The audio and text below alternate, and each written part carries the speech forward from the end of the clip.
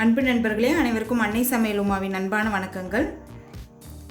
இன்றைக்கி அன்னை சமையலில் பார்க்க போகிறது தக்காளி ரவா தோசை. அதுக்கு சூப்பரான சைட் டிஷ் வேர்க்கடலை சட்னி. தோசை மாவு இல்லைன்னா கவலை வேணாங்க. ஒரு அரை மணி நேரத்துக்குள்ளே நீங்கள் மொறுன்னு தோசை ஊற்றிடலாம். வேர்க்கடலை சட்னியும் செய்கிறதுக்கு ரொம்ப ஈஸியானதுங்க. வாங்க தக்காளி ரவா தோசையும் வேர்க்கடலை சட்னியும் எப்படி செய்யலான்றதை பார்க்கலாம். இப்போ தக்காளி ரவா தோசை செய்கிறதுக்கு தேவையான பொருள் என்னென்னு பார்த்துக்கலாங்க. அரை கப் ரவை, அரை கப் அரிசி மாவு, 1/4 கப் மைதா. உங்களுக்கு மைதா சேர்க்க விருப்பம் இல்லைன்னா நீங்கள் கோதுமை மாவு சேர்த்துக்கோங்க. இப்போ இதை எடுத்து தனியாக வச்சிடலாங்க. 2 தக்காளி, ஒரு சின்ன துண்டு இஞ்சி, 1 டீஸ்பூன் சீரகம், 1 டீஸ்பூன் மிளகாய்த்தூள். இப்போ இது எல்லாத்தையும் மிக்சியில் நைஸாக அரைச்சிக்கலாங்க. இப்போ எல்லாத்தையும் மிக்சியில் அரைச்சாச்சுங்க.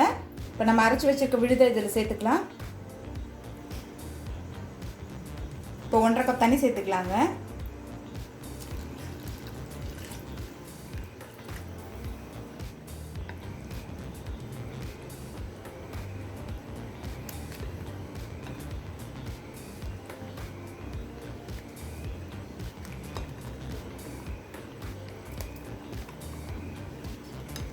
இப்போ நல்லா கரைச்சாச்சுங்க.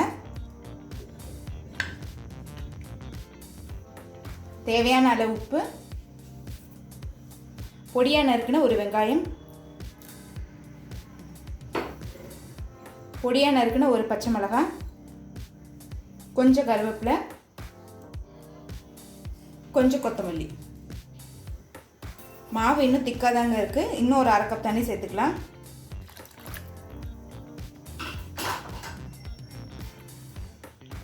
எல்லாத்தையும் சேர்த்து நல்லா மிக்ஸ் பண்ணி விட்டுருங்க.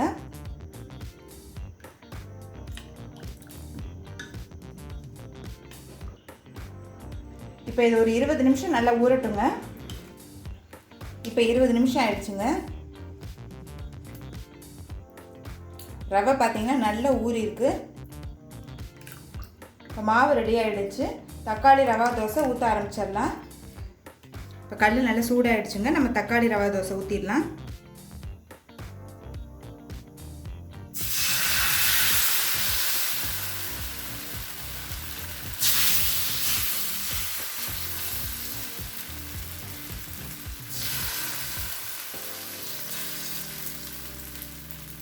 நம்ம ரவா தோசைக்கு எப்படி ஊற்றுவோமோ அதே மாதிரி தாங்க ஊற்றணும். இப்போ எண்ணெய் சேர்த்துக்கலாங்க.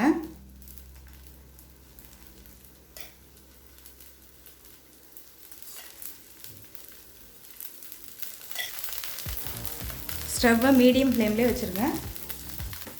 இப்போ தோசை ஒரு சைடு வெந்துருச்சுங்க. திருப்பி போட்டுக்கலாம். இப்போ இந்த சைடு வெந்துருச்சுங்க. திருப்பி போட்டுக்கலாம். இப்போ தக்காளி ரவா தோசை ரெடி ஆகிடுச்சு. அடுத்து வேர்க்கடலை சட்னி எப்படி செய்கிறதுன்னு பார்க்கலாங்க. இப்போ அடுத்து வேர்க்கடலை சட்னி எப்படி செய்கிறதுன்னு பார்க்கலாங்க. இப்போ 1/4 கப் வேர்க்கடலையை இதில் சேர்த்துக்கலாம். இப்போ வேர்க்கடலையை நல்லா வறுத்துக்கலாங்க.